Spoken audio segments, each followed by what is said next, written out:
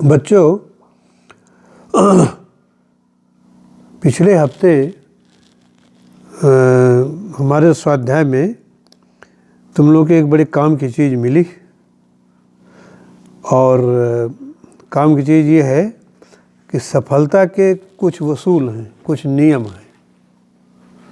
तो कहीं पर लिखा मिल गया कि अब्दुल कलाम साहब, आप लोग जानते हैं कि अपने राष्ट्रपति रहे हैं भूतपूर्व, और वो एक बहुत बड़े वैज्ञानिक साबित हुए। तो उन्होंने अपने जीवन में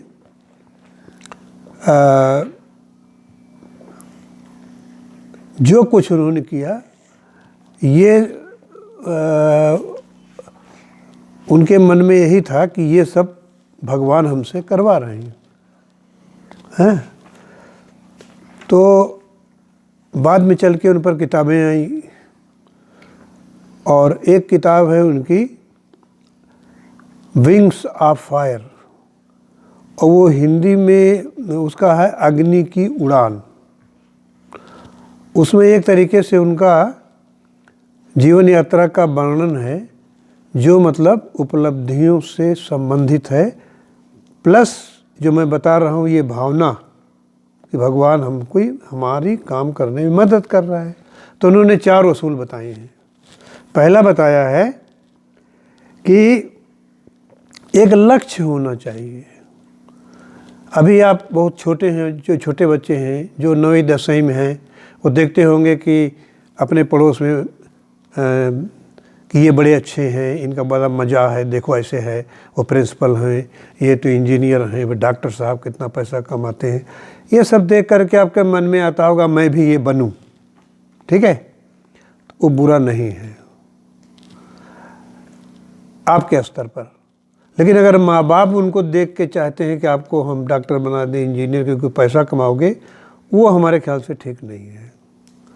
आप में जो भावना बनती है कि मैं क्या बनूं, तो वो लक्ष्य बनाना बुरा नहीं है। ठीक है, और फिर उसके जब बना लोगे तो उसके लिए काम करोगे, है नहीं। तो आगे चल करके इन्हीं के जीवन से लगा कि ये कोई पक्का नहीं है कि हम डिसाइड किया डॉक्टर बनेंगे तो डॉक्टर आप बन जाओगे। कुछ जो भगवान चाहता वो आप बनेंगे, और ऐसी परिस्थितियां बनेगी। अब्दुल कलाम साहब पायलट बनना चाहते थे, उस ग्रुप में 1 नंबर से ये रह गए, है ना। बाद में ये चल करके एक हरिद्वार गए और एक आश्रम में घुस गए। हालांकि मुसलमान थे, लेकिन इनको वो भावना नहीं थी हिंदू मुसलमान की। तो शिवानंद जी से ये बैठ गए, सत्संग खत्म हुआ, अकेले रह गए। तो वो बात किए, तो उन्होंने कहा कि देखो आपको क्या बनना है ये भगवान जानते हैं, आप परेशान मत हो, अपना कोशिश करते रहो। अंत में चल के वो वैज्ञानिक बने और बहुत नाम कमाया उन्होंने। बाद में तो राष्ट्रपति बने ही। तो लक्ष्य बदल सकता है, लेकिन वो आपकी सोच के अनुसार। ठीक है, इसीलिए हम कहते हैं सुनो सबकी, करो अपनी। हम क्या कहते हैं, कहावत है, और जो ये करता है वही सफल होता है ज़िंदगी में, है ना। आपको मिलेंगे बहुत कम, ऐसे मिलेंगे। तो इसलिए लक्ष्य तो बनाना है भाई, है, तभी तो उसके लिए प्रयास करोगे, अच्छे नंबर लाओगे, खूब पढ़ोगे, मेहनत करोगे। और अभी आप विद्यार्थी हो तो यही आपकी प्रमुख कार्य है ये। तो दूसरा उन्होंने बताया ज्ञान अर्जित करना। ज्ञान अर्जित करने का तात्पर्य है कि नई नई चीज़ों को, या जिसे मतलब नॉलेज को बढ़ाते जाना है। जैसे अभी ज्ञान अर्जित करने का तो हम लोग बार बार आपको बताते रहे हैं, उसका स्वाध्याय ही एक तरीका है। अभी आप स्कूल जाते हैं, ये अध्ययन है, एक स्वाध्याय नहीं है। इसके अलावा समय निकाल के, जैसे कहते हैं कि थोड़ा बहुत यहाँ से लाइब्रेरी से किताबें ले जाओ, 1-2 पन्ना उलट के पढ़ लो, आदत बनाना है। ठीक है ना। जब आपकी पढ़ाई पूरी हो जाएगी, जैसे हम लोग जब पढ़ चुके, तो हम स्वाध्याय करने लगे। स्वाध्याय करने लगे मतलब जो किताबें हमारे पास हमको मिल गई या जो अच्छी लगी। और किस चीज़ का स्वाध्याय करोगे? जिसमें आपका दिलचस्पी है, जिसमें आपकी रुचि है, उसका स्वाध्याय। तो ये निरंतर बढ़ते रहना चाहिए। और इसका एक ही तरीका है कि टाइम न बर्बाद करो। जहाँ खाली देखा उठा लिया, कोई किताब उठा लिया, अखबार घर में आया हुआ है या कोई पत्रिका, आदत बन जाएगी। तो ज्ञान अर्जित करना दूसरा बताया उन्होंने। तीसरा उन्होंने बताया हार्ड लेबर, बहुत मेहनती होना है कि नहीं? हमको जो ये इधर उधर टाइम वेस्ट करते हैं, घूमते घामते रहते हैं, उनका नकल नहीं करना है भाई। नकल करना है जो मेहनत करता है। देखो वो अंकल या फला आदमी कैसे हरदम अपने काम पे लगा रहता है। इसका कोई विकल्प है नहीं। सफलता के लिए बहुत ही आवश्यक है ये। और चौथा उन्होंने बताया कि निराश नहीं होना है। फेल होने से क्या हुआ या असफल होने से क्या हुआ? लगे रहो, लगे रहो, लगे रहो, सफलता अवश्य मिलेगी। ज़्यादातर लोग निराश हो जाते हैं। पता नहीं आप लोगों ने टीवी में देखा कि नहीं देखा, अभी मोदी जी बच्चों के परीक्षा पहले क्लास लेते हैं। इस बार तो बहुत ज़्यादा, करीब 2-2.5 करोड़ बच्चे सुने उनकी बात। मैं भी सुन रहा था। बहुत अच्छा बोले भाई। हमको तो बहुत ही आश्चर्य हुआ कि उतना ज्ञान कैसे मोदी जी में है? वो तो राजनीतिज्ञ हैं, लेकिन इतना बच्चों के लिए अच्छा बताया कि लगभग यही चीज़ें मैं जो आपको बता रहा हूँ ना, इसी से मिलता जुलता बहुत ही प्रैक्टिकल बताया।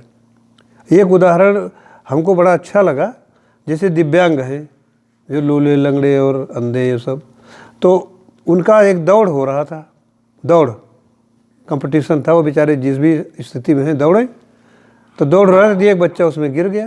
भाई अपंग है ही, सब बच्चे आके उसकी मदद करने लगे हैं। ये नहीं कि खिल्ली उड़ाई। और जब उसको उठ के खड़ा हुआ तो फिर सब दौड़ने लगे। ये मतलब रेयर दृश्य है ये। कहने का तात्पर्य ये है। दूसरा उन्होंने बताया, जैसे मान लीजिए आपका दोस्त है, उसको 90% नंबर आ गया, आपका कम आया, तो ये थोड़ा कि जो 10% बच गया उसमें से वही आपको मिलेगा। अरे ये तो भाई आप भी कोशिश करो 90 लाने की। बड़ा अच्छा उदाहरण दिया उन्होंने।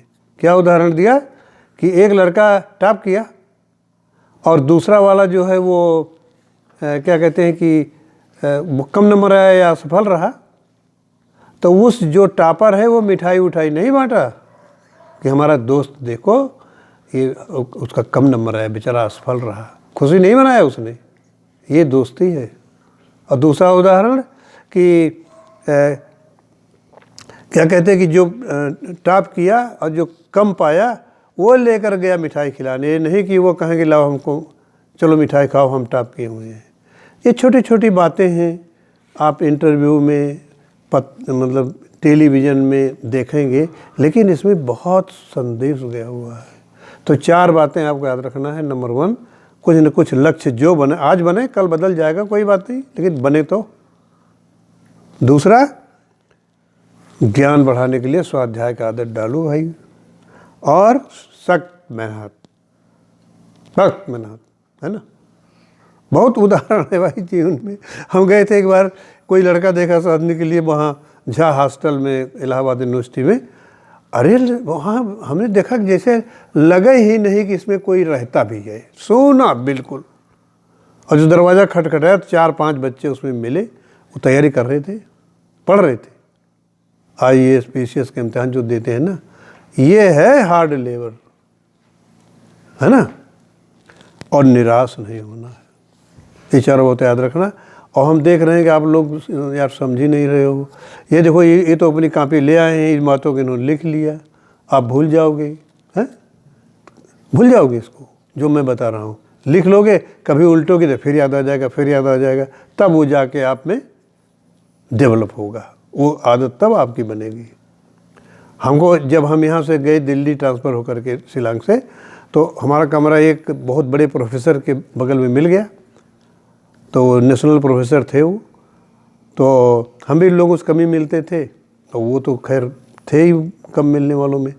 तो कभी कभी वो बुला लेते थे। तो एक दिन उन्होंने हमको बताया कि सिंह साहब, एक हमने उन्होंने छोटा सा एक पर्चा दिया, उसमें लिखा हुआ था कि हमेशा एक पेंसिल और कागज़ अपने जेब में रखना चाहिए, क्योंकि कुछ विचार आते हैं, अच्छे विचार आते हैं, तो उनको तुरंत नोट कर लो। अगर नहीं नोट करोगे तो गायब हो जाएंगे, याद नहीं रहेगा आपको। तो देखो तब से तो हम ये एक पन्ना मोड़ा, पेन लगाया, एक डायरी बनाए रहता है कि नहीं।